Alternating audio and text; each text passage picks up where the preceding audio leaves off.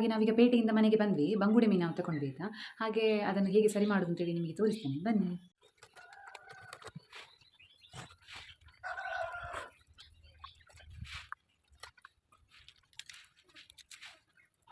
ಈಗ ಇಷ್ಟು ಮೀನನ್ನು ಕ್ಲೀನ್ ಮಾಡ್ತಾ ಇದ್ದಾರೆ.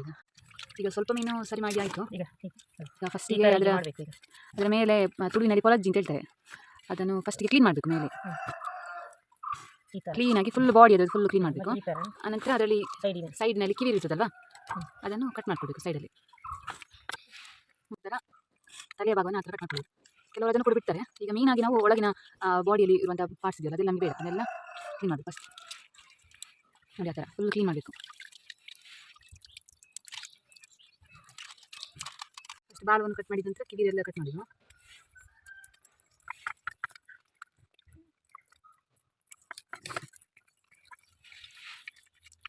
ಕ್ಲೀನ್ ಮಾಡ್ಕೋಬೇಕು. ಆ ಥರ ಕೇಲ್ಸ್ ಅಂತ ಕರಿತಾರಲ್ವ, ಅದನ್ನೆಲ್ಲ ಕ್ಲೀನ್ ಮಾಡಬೇಕು.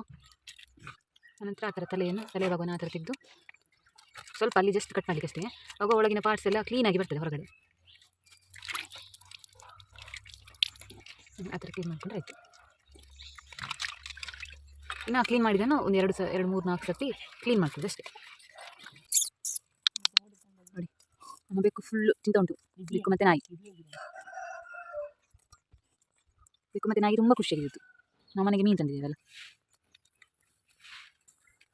ಹಾಗೆ ನಮ್ಮ ಪೂರ್ತಿ ಮೀನನ್ನು ಬಂಗುಡೆ ಮೀನನ್ನು ಕ್ಲೀನ್ ಮಾಡ್ತಾ ಇದ್ದಾರೆ. ಕ್ಲೀನ್ ಮಾಡಿದ ಮೇಲೆ ನಿಮಗೆ ನಾನು ತೋರಿಸ್ತೇನೆ. ಹಾಗೆ ನಮ್ಮ ಮನೆಯಲ್ಲಿ ಇವತ್ತು ಬಂಗುಡೆ ಮೀನು ಸಾಂಬಾರು ಮಾಡ್ತಾರೆ. ಹಾಗೆ ನಿಮಗೆ ಕೂಡ ತೋರಿಸುವ ನಾವು ಹೇಗೆ ಮಾಡ್ತೇವೆ ಅಂತೇಳಿ. ಹಾಗೆ ನೀವೆಲ್ಲ ಬೇರೆ ಬೇರೆ ಸ್ಟೈಲಲ್ಲಿ ಮಾಡ್ತಾರೆ, ಎಲ್ಲರೂ ಕೂಡ ಬೇರೆ ಬೇರೆ ಶೈಲಿಯಲ್ಲಿ ಮಾಡ್ತಾರೆ ಮನೆಯಲ್ಲೆಲ್ಲ. ಹಾಗೆ ನಮ್ಮ ಮನೆಯಲ್ಲಿ ನಾವು ಹೇಗೆ ಮಾಡ್ತೇವೆ ಅಂತೇಳಿ ನಿಮಗೆ ನಾವು ತೋರಿಸ್ತೇವೆ.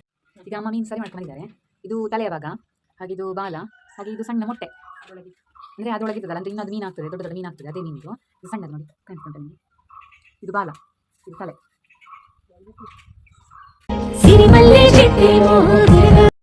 ಇದು ಕಾಳಜೀರಿಗೆ ಜೀರಿಗೆ ಟೈಪ್ ಇದ್ದಿದ್ದು. ಇದಂತ ಹೇಳಿದರೆ ಕೆಲವರಿಗೆ ನಂಜಿ ಆಗ್ತದೆ ಬಂಗುಡೆ ಮೀನೆಲ್ಲ ತಿಂದರೆ, ಅದಕ್ಕೆ ಇದು ಸ್ವಲ್ಪ ಹಾಕಿದರೆ ಏನಾಗೋದಿಲ್ಲ. ಸ್ವಲ್ಪ ಇದನ್ನು ಸ್ವಲ್ಪ ಬಿಸಿ ಮಾಡ್ಕೊಳ್ಳೋದು ಅಷ್ಟೇ. ಮಿಕ್ಸಿ ಜಾರಿಗೆ 1 ಈರುಳ್ಳಿ ಮತ್ತು 4-5 ಬೆಳ್ಳುಳ್ಳಿ ಹಾಕಿದ್ದಾರೆ. ಮತ್ತು ಜೀರಿಗೆ ಮತ್ತು ಮೆಂತೆ ಅದನ್ನು ಕೂಡ ಸ್ವಲ್ಪ ಹುರ್ಕೊಳ್ಬೇಕು. ಒಂದು 2 ಸ್ಪೂನಿನಷ್ಟು ತಗೊಳ್ಬೇಕು. ಅದನ್ನು ಕೂಡ ಮಿಕ್ಸಿ ಜಾರಿಗೆ ಹಾಕಬೇಕು. ನಂತರ 2 ಸ್ಪೂನು ಕೊತ್ತಂಬರಿ ಹಾಕಬೇಕು. ಅದನ್ನು ಕೂಡ ಚೆನ್ನಾಗಿ ಹುರ್ಕೊಂಡು ಅದನ್ನು ಕೂಡ ಮಿಕ್ಸಿ ಜಾರಿಗೆ ಹಾಕಬೇಕು.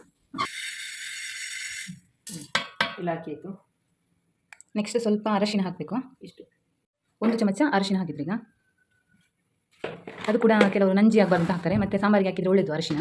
ಇದು ನಾವು ಮನೆಯಲ್ಲೇ ಬೆಳೆದಂಥ ಅರಶಿನ. ಇದನ್ನು ಮತ್ತೆ ಹುಡಿ ಮಾಡಿ ನಾವು ಪದಾರ್ಥಕ್ಕೆ ಯೂಸ್ ಮಾಡ್ತೇವೆ. ಗೊಟ್ಟೆಕಾಯಿ ಮತ್ತು ಗೊಟ್ಟೆ ತೆಂಗಿನಕಾಯಿ ಅಂತ ಹೇಳಿದರೆ ನಾವೀಗ ಹಸಿ ತೆಂಗಿನಕಾಯಿಯನ್ನು ಯೂಸ್ ಮಾಡ್ತೇವೆ ತರಕಾರಿಗೆ. ಆದರೆ ಮಾಂಸಕ್ಕೆ ಆದರೆ ನಾವು ಅಂದರೆ ಒಳಗಡೆ ನೀರು ಇರುವುದಿಲ್ಲ, ಗೊಟ್ಟೆ ತೆಂಗಿನಕಾಯಿ ಅದನ್ನು ಹಾಕ್ಕೊಳ್ಬೇಕು. ಅದನ್ನು ಕೂಡ ಈ ಮಿಕ್ಸಿ ಜಾರಿಗೆ ಹಾಕಬೇಕು. ನೆಕ್ಸ್ಟ್ ಸ್ವಲ್ಪ ಮೆಣಸು, ಇದು ಮೇಯ್ನ್ ಕೆಂಪು ಮೆಣಸು. ಕೆಂಪು ಮೆಣಸಿದು, ಇದು ಕುಂಟೆ ಮೆಣಸು ಅಂತೇಳಿ ಕರೀತಾರೆ, ಕುಂಟೆ ಮೆಣಸು ಅಂತೇಳಿ. ಈಗ ಹಾಕೊಳ್ಬೇಕು ನಮಗೆ ಎಷ್ಟು ಬೇಕಷ್ಟನ್ನು. ಆನಂತರ ನಮಗೆ ಬೇಕಾದಷ್ಟು ಮೆಣಸಿಗೆ ನಾವು ಅಂದಾಜಿಗೆ ಹಾಕ್ಕೊಳ್ತೇವೆ. ಆನಂತರ ಅದನ್ನೆಲ್ಲವನ್ನು ಒಂದು ಸರ್ತಿ ಕಟ್ಕೊಳ್ಬೇಕು. ಆನಂತರ ನಾವು ಆ ಮಸಾಲೆ ಕಲರ್ ನೋಡಿಕೊಂಡು, ಕೆಲವರಿಗೆ ಸಪ್ಪೆ ಬೇಕಾಗ್ತದೆ ಅಂಥವರು ಹಾಕ್ಕೊಳ್ಬೇಕು ಅಂತ ಏನಿಲ್ಲ. ಖಾರ ಏನಾದರೂ ಬೇಕಿದ್ದರೆ ಇನ್ನು ಎಕ್ಸ್ಟ್ರಾ ಆ್ಯಡ್ ಮಾಡ್ಕೊಳ್ಬೋದು. ಮೆಣಸು ಆ್ಯಡ್ ಮಾಡ್ಕೊಂಡು ಮತ್ತೊಮ್ಮೆ ಕಟ್ಟಿದ್ರೆ ಆಯಿತು. ನಮಗಿಷ್ಟು ಸಾಕು ಖಾರ. ಜಾಸ್ತಿ ಖಾರ ಏನಾದರೂ ಬೇಕಿದ್ದರೆ ಮತ್ತೆ ಕೂಡ ಆ್ಯಡ್ ಮಾಡ್ಕೊಳ್ಬೋದು ಮೆಣಸು. ಮತ್ತು ಇನ್ನೊಂದು, ನಾವು ತರಕಾರಿ ಪದಾರ್ಥ ಮಾಡೋದಿದ್ರೆ ಹಸಿ ತೆಂಗಿನಕಾಯಿ ಯೂಸ್ ಮಾಡ್ತೇವೆ. ಮಾಂಸ ಅಂತಂದರೆ ಮೀನು ಕೋಳಿ ಆ ಥರ ಮಾಡೋದಿದ್ರೆ ಮಾತ್ರ ನಾವು ಒಣಗಳು ಅಂತ ಹೇಳಿದ್ರೆ ಅದು ಒಳಗಡೆ ನೀರು ಇರುವುದಿಲ್ಲ, ಗೊಟ್ಟೆ ಅಂತೇಳಿ ಕರೀತಾರೆ ತುಳುವಿನಲ್ಲಿ. ಆ ತೆಂಗಿನಕಾಯಿ ನಾವು ಯೂಸ್ ಮಾಡೋದು. ಅದನ್ನು ಬೇಕಾದರೆ ಅದು ಆಪ್ಷನಲ್, ಬೇಕಿದ್ದರೆ ಮಾತ್ರ ಹಾಕ್ಕೊಳ್ಬೋದು. ಕೆಲವರು ಹುಳಿ ಮೆಣಸು ಸಾಂಬಾರು ಮಾಡ್ತಾರಲ್ಲ, ಆ ಥರ ಕೂಡ ಮಾಡ್ಕೊಳ್ಬೋದು. ಈಗ ಮಸಾಲೆ ರೆಡಿಯಾಗಿದೆ. ಇನ್ನು ನಾವು ಒಗ್ಗರಣೆಗೆ ರೆಡಿ ಮಾಡ್ಕೊಳ್ಬೇಕು. ಈಗ ನೆಕ್ಸ್ಟ್ ಸ್ಟೆಪ್ ಒಗ್ಗರಣೆ ಮಾಡಬೇಕು. ಅದಕ್ಕೆ ಫಸ್ಟ್ ಎಣ್ಣೆ ಮತ್ತು ಸಾಸಿವೆ ಹಾಗೆ ಬೆಳ್ಳುಳ್ಳಿ ಹಾಗೆ ಈರುಳ್ಳಿ ರೆಡಿ ಮಾಡ್ಕೊಳ್ಬೇಕು ಫಸ್ಟ್. ಮತ್ತು ಬೇವಿನ ಸೊಪ್ಪು ಕೂಡ ನಮ್ಮಲ್ಲಿ ಒಂದು ಬೇಕು ಉಂಟಾಯ್ತಾ. ಈಗ ಬಂದದ್ದು ನಮಗೆ ನಾವು ಮೀನು ಸಾರು ಮಾಡ್ತಿದ್ದೀವಲ್ಲ, ಇಂಥ ಮೀನು ಸಾರು ಮಾಡ್ತೀರಾ, ನಾನು ಮಾಡ್ಬೇಕಂತೇಳಿ ಮೀನು ನೋಡಿ. ಈಗ ಒಗ್ಗರಣೆಗೆ ರೆಡಿ ಮಾಡೋದು. ಫಸ್ಟ್ ಈಗ ಒಂದು ಬಾಣಲೆಗೆ ಸ್ವಲ್ಪ ಎಣ್ಣೆ ಹಾಕಿದ್ರು. ನೆಕ್ಸ್ಟ್ ಸ್ವಲ್ಪ ಸಾಸಿವೆ ಹಾಕಬೇಕು. ಚೆನ್ನಾಗಿ ಹೊಡಿಬೇಕು, ಪಟ ಪಟ ಪಟ ಅಂತೇಳಿ ಈ ಥರ. ಹಾಗಂತೇಳಿ ಸ್ಲೋವಲ್ಲಿ ಇರಬೇಕು ಬೆಂಕಿ, ಜಾಸ್ತಿ ಮಾಡಬಾರ್ದು, ಕರಂಚಿಸಬಾರ್ದು. ನಂತರ ಬೇವು ಸೊಪ್ಪು, ಬೆಳ್ಳುಳ್ಳಿ, ಅನಂತರ ಬೇವು ಸೊಪ್ಪು, ಕಾಯಿ ಮೆಣಸು. ನೆಕ್ಸ್ಟ್ ಕಾಯಿ ಮೆಣಸು ಹಾಕಿದ್ರು. ಈಗ ಈರುಳ್ಳಿ ಹಾಕಬೇಕು.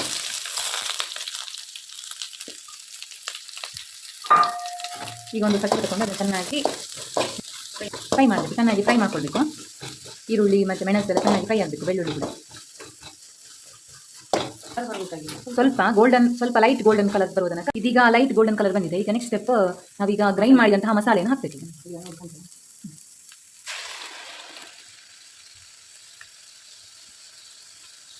ಆನಂತರ ನೀರನ್ನು ಕೂಡ ಆ್ಯಡ್ ಮಾಡಬೇಕು. ನಮಗೆ ಎಷ್ಟು ಬೇಕಷ್ಟು ನೀರನ್ನು ಆ್ಯಡ್ ಮಾಡ್ಕೊಳ್ಬೋದು. ತುಂಬ ಆ್ಯಡ್ ಮಾಡಬಾರ್ದು, ಸ್ವಲ್ಪ ನಮಗೆ ಎಷ್ಟು ಬೇಕಷ್ಟು ಮಾತ್ರ ಆ್ಯಡ್ ಮಾಡ್ಕೊಳ್ಬೇಕು. ಈಗ ಜಾಸ್ತಿ ಫ್ಲೇಮಲ್ಲಿ ಇಟ್ಟು ಸ್ವಲ್ಪ ಜಾಸ್ತಿ ಬೆಂಕಿಯಲ್ಲಿ ಚೆನ್ನಾಗಿದು ಮಿಕ್ಸ್ ಮಾಡ್ಕೊಂಡು ಅದನ್ನು ಕುದಿಲಿಕ್ಕೆ ಬಿಡಬೇಕು.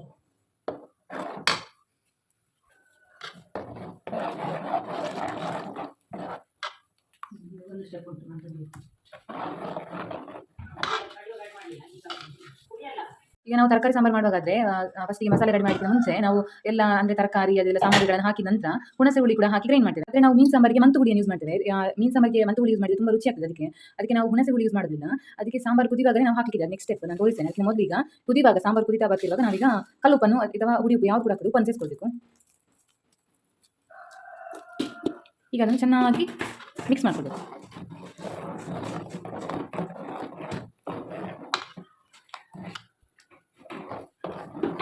ಚೆನ್ನಾಗಿ ಕುದಿ ಬರಬೇಕದು.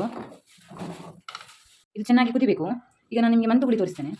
ಇದು ನೋಡಿ ಮಂತು ಹುಳಿ ಅಂತ ಹೇಳಿದ್ರೆ ನಾವು ಒಮ್ಮೆ ಸಾಂಬಾರು ಮಾಡುವಾಗ 2-3 ಯೂಸ್ ಮಾಡ್ತೀವಿ. ಚಂದ ಮಾಡಿ ಕ್ಲೀನ್ ಮಾಡಿ ಅದನ್ನು ಸಾಂಬಾರಿಗೆ ಲಾಸ್ಟಿಗೆ ಆ್ಯಡ್ ಮಾಡೋದು. ನಾನು ನಿಮಗೆ ತೋರಿಸ್ತೇನೆ ಯಾವಾಗ ಆ್ಯಡ್ ಮಾಡಬೇಕು ಅಂತೇಳಿ. ಈ ಥರ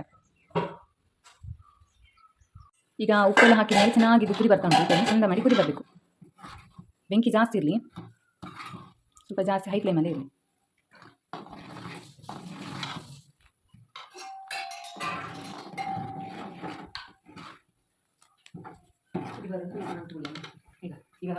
ಈಗ ಕುದಿ ಬರ್ತಾ ಇದೆ. ಈಗ ನೀವು ಮಂತು ಹುಳಿಯನ್ನು ಆ್ಯಡ್ ಮಾಡಬೇಕು ಸಾಂಬಾರಿಗೆ. ಚಂದ ಮಾಡಿ ಕ್ಲೀನ್ ಮಾಡ್ಕೊಂಡು 1-2 ಸರ್ತಿ ಕ್ಲೀನ್ ಮಾಡ್ಕೊಂಡು ಅದನ್ನು ಆ್ಯಡ್ ಮಾಡಬೇಕು ಸಾಂಬಾರಿಗೆ. ಆವಾಗ ಅದು ಕುದಿ ಬರ್ತಾ ಇರುವಾಗ ಚೆನ್ನಾಗಿ ಅದು ಹುಳಿ ಅಂಶ ಎಲ್ಲ ಸಾಂಬಾರಿಗೆ ಬಿಡ್ತದೆ. ಆವಾಗ ಮೀನಿನ ಸಾಂಬಾರಿಗೆ ತುಂಬ ರುಚಿ ಕೊಟ್ಟದಿದ್ದು.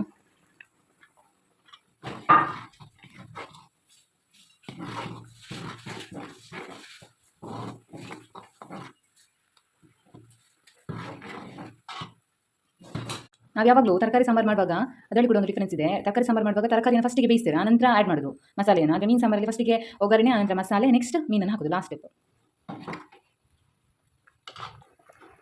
ಈ ಥರ ಚೆನ್ನಾಗಿ ಕುದಿ ಬರಬೇಕು. ಈಗ ಚೆನ್ನಾಗಿ ಕುದಿತಾ ಉಂಟು ಸಾಂಬಾರು. ಆನಂತರ ನೆಕ್ಸ್ಟ್ ಸ್ಟೆಪ್ ಮೀನು ಹಾಕಲಿಕ್ಕೆ.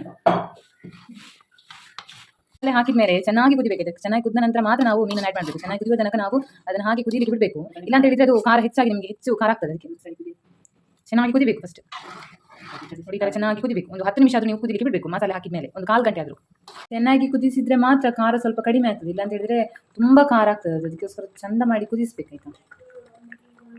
ಈಗ ನಮ್ಮ ಮನೆಯ ಸಾಂಬಾರು ಚಂದ ಮಾಡಿ ಕುದಿದ್ದಿದೆ. ಆನಂತರ ನೆಕ್ಸ್ಟ್ ಈಗ ನಾವು ಮೀನನ್ನು ಆ್ಯಡ್ ಮಾಡೋದು. ಈಗ ಫಸ್ಟಿಗೆ ಮೀನಿನ ಮೊಟ್ಟೆ ಹಾಕಿದ್ವಿ, ಆನಂತರ ಈಗ ಮೀನನ್ನು ಹಾಕ್ತಾ ಇದ್ದಾರೆ ಒಂದೊಂದಾಗಿ.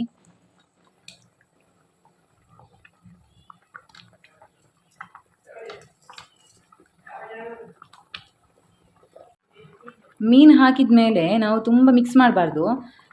ಮೀನಿಗೆ ತಾಗಿಸಿದರೆ ನಾವು ಮೀನೆಲ್ಲ ಹುಡಿ ಹುಡಿ ಆಗ್ತದೆ. ಅದಕ್ಕೆ ನಾವು ಜಸ್ಟ್ ಹಾಕಿದ ಮೇಲೆ ಅದನ್ನ ಕುದಿಲಿಕ್ಕೆ ಬಿಡಬೇಕು.